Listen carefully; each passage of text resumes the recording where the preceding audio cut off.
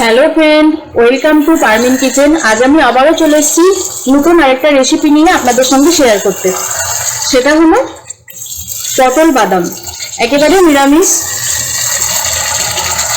এই রান্নাটা হলো আমার মায়ের রেসিপি। অনেক ছোট থেকেই মা এটা করতো, আমাদের খুবই পছন্দের একটা রেসিপি। তাই ভাবলাম আজকে আপনাদের সঙ্গে এই রেসিপিটা শেয়ার করি।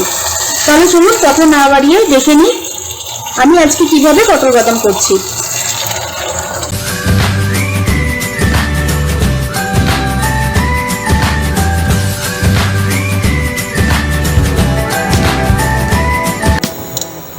পটল বাদাম করার জন্য আমি এখানে একটা প্যান বসিয়ে দিয়েছি। তারপর দিয়ে দিচ্ছি 3 টেবিল স্পুন সাদা তেল। আপনারা চাইলে এটা সরষের তেলেও করতে পারেন। পটল বাদাম করার জন্য তেলটা একটু বেশি পরিমাণে লাগবে। তেলটা গরম হয়ে গেলে আমি দিয়ে দেব পটলগুলোকে আমি মাঝখান দিয়ে জাস্ট এরকম গোল গোল কেটে নিয়েছি। একটা পটল 2 টুকরো করেছি, তার কারণ ভিতরে যাতে ঠিকঠাক ভাবে মশলাটা ঢুকে যায়। আর দেখতেই পাচ্ছেন আমি একটু করে খোলা রেখেছি। যদি ফুল খোলাটা কেটে দেওয়া হয় তাহলে পটলটার টেস্টটা থাকবে না। পটলটাকে আমি হালকা লাল করে ভেজে নেব। সামান্য একটু লবণ দিয়ে দিচ্ছি, 1/2 টিস্পুন মতো। দেখুন পটলগুলো হালকা বাদামি কালার হয়ে গেছে। এবার আমি এগুলোকে তুলে নেব।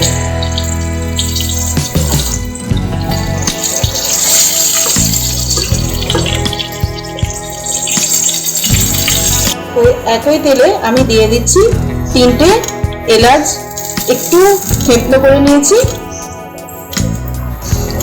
এলাচের গন্ধটা তেলের সাথে মিশে গেলে আমরা দিয়ে দেব পেঁয়াজ। এখানে একটা বড় সাইজের পেঁয়াজ আমি খুব ছোট ছোট করে কুচিয়ে নিয়েছি। পেঁয়াজে দিয়ে দিচ্ছি 1 টিস্পুন লবণ। পেঁয়াজের উপর লবণটা দিলে খুব তাড়াতাড়ি সিদ্ধ হয়ে যায়।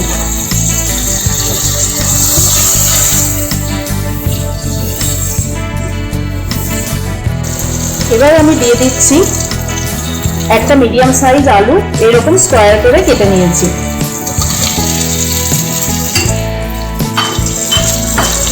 আপনারা চাইলে আলুটাকে স্কিপ করতে পারেন, বাট আমি যেভাবে পটল বাদাম রান্না করি তার মধ্যে আলুটা দিলে আমার পার্সোনালি খুব ভালো লাগে। আলুটাকে আমরা পেঁয়াজের সাথে একটু ভেজে নেব, তারপর বাকি মশলাগুলো অ্যাড করব।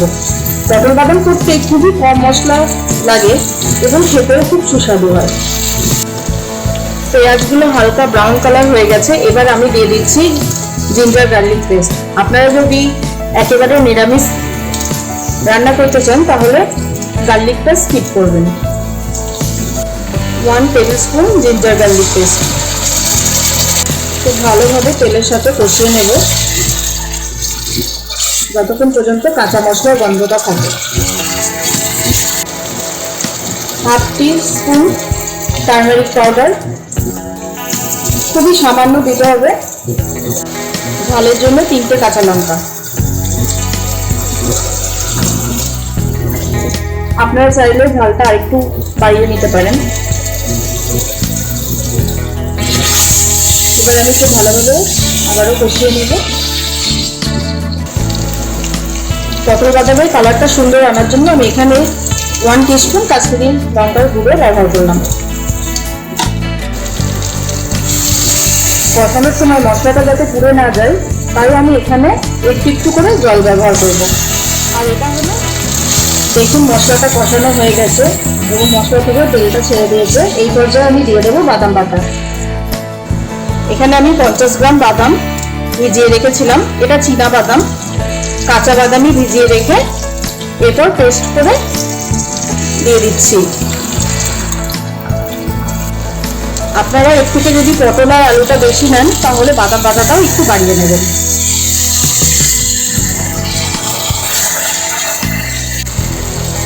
এই সময় লো ফ্লেমে খুব ভালোভাবে বাদামটাকে তেলের সাথে কষিয়ে নিতে হবে। যেহেতু এটা কাঁচা বাদাম, তো তেলের সাথে কষিয়ে নিয়ে যাতে কাঁচা বাদামের গন্ধটা না থাকে।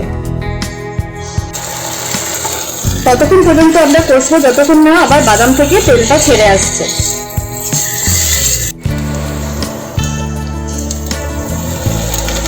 এবার দেখুন বাদাম থেকে তেলটা ছেড়ে এসছে। এই পর্যায়ে আমি একটু বাদামের কাপটাতেই জল দিয়ে অ্যাড করছি। এবার আমি দিয়ে দিচ্ছি ভেজে রাখা পটলটা।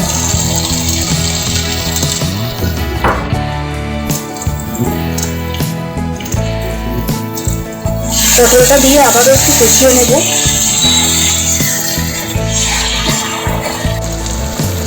তারপর দিয়ে দিচ্ছি 1 টিস্পুন চিনি আর দিয়ে দিচ্ছি গাওয়া ঘি 1 টিস্পুন। গাওয়া ঘিটা দেওয়ার জন্য এর মধ্যে ফ্লেভারটা খুব সুন্দর আসবে।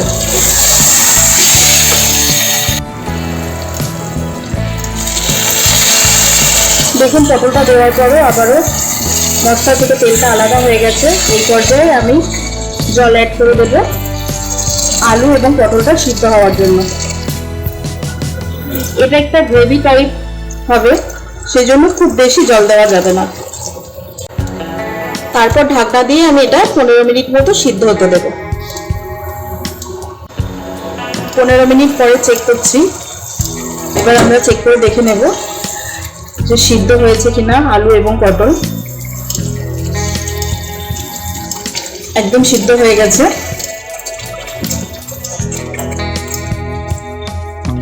এরপর দিয়ে দিচ্ছি আমি 1/2 টিস্পুন গরম মশলার গুঁড়ো। গরম মশলার গুঁড়ো দিয়ে একটু নেড়ে চেড়ে ভালো করে মিক্সড করে দিয়ে আমি ঢাকা দিয়ে দিয়েছি। তারপর ওভেন অফ করে দিচ্ছি।